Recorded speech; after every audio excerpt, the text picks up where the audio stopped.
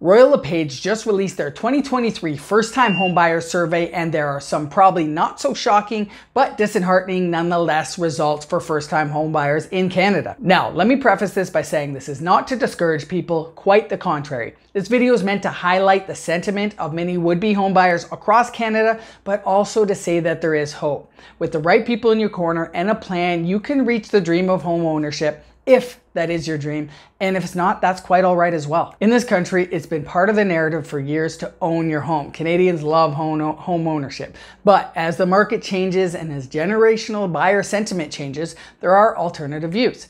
But if you find yourself wanting to own your home but aren't sure really where to start, watch this video, book a call with me using that link below, and I look forward to chatting. Now, let's get into it. The down payment dilemma is leaving a lot of Canadians looking at the numbers and saying to themselves, how am I supposed to come up with that, let alone afford the monthly mortgage payments? And this is definitely more prevalent in specific markets, but can be felt across the board as incomes are often higher in more expensive cities and vice versa. So first thing we'll talk about here is the number of first-time home buyers worried about an insufficient down payment increased to 67% in 2023, up from 62% in 2021 and 57% in 2019. This survey is done every 2 years, so you can see how these numbers have been rising. 74% of first-time home buyers in the Greater Toronto area, 71% in the Greater Vancouver area, and 67% in the Greater Montreal area reported feeling worried that they would not have a large enough down payment to purchase the home they really wanted. Now, let's talk about this because I often run into this while talking with buyers, especially first-timers. People often want what they're used to. If they grew up in a nice suburban home, they became accustomed to a certain lifestyle and style of home.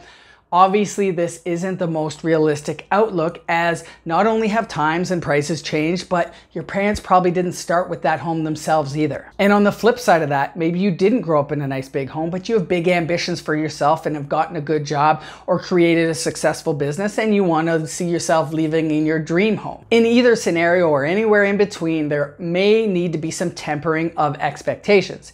This is all part of the process, but it's good to be aware of it up front. And part of that is understanding that your first home doesn't have to be your forever home.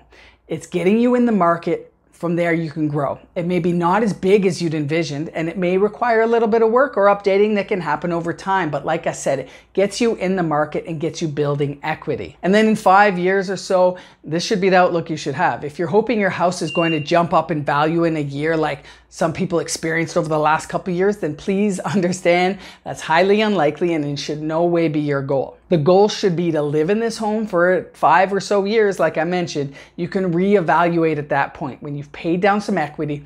Hopefully you've had some natural appreciation as well, and then we can look at getting you to the next level. Also, reconsidering the market you buy in is another little hack to help get you in the game. Maybe your first home isn't going to be downtown Toronto. Maybe it's going to be in Bradford or Clarington or one of these outside areas, but it gets you in the game. Okay, so where are people getting this down payment money to begin with? Well, and I can already see the comments, it is often coming in the form of gifts or help from parents and family. The survey says more than a third of first-time home buyers, 35%, received financial assistance in a lump sum payment towards their purchase, while a quarter of buyers, 25%, received support for their monthly mortgage payments. Now, I've been aware of, help from parents for down payments, but I was a bit surprised to hear about how many people are getting help on a monthly basis as well. And I get it, it's not an option for everyone.